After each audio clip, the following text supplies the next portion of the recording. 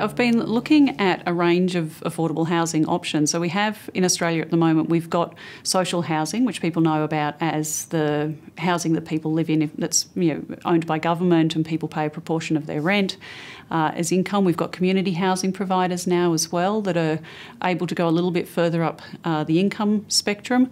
I've been looking at models that can then supplement that. So we've got housing co-ops in Australia that can sort of address a range of incomes.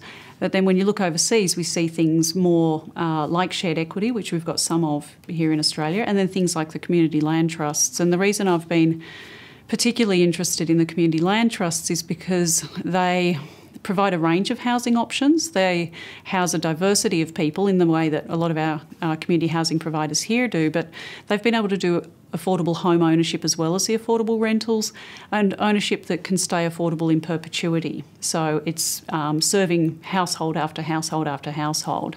And the really interesting thing about them is that they vary what they do according to their context and their market. So they're very participatory, they're very transparent, they'll bring a lot of expertise together, a lot of interests together to really think about, well, what do we need to do in our context to be delivering affordability and community benefit, and how do we define those as a community at large? So it'll be composed of people who are going to live in the housing, people who live in the community at large, and then representatives of the public at large as well. So whether that's banks, architects, planners, chambers of commerce, other non-profit organisations. So you've really got a lot of voices in the room thinking about how do we steward this diverse property portfolio that we've got in a way that meets those objectives on an ongoing basis. So that's the thing that I find really exciting about them, because that participatory basis has enabled them to really deliver a lot of